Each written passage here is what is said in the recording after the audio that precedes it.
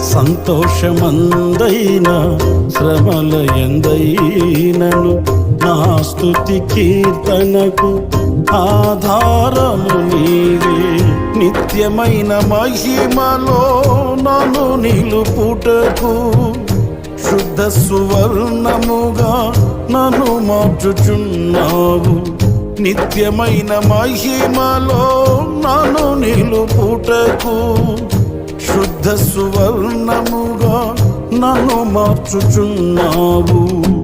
ఆరాధ్యుడా యేసయ్యా, నీతో నా అనుబంధం మాధుర్యమే.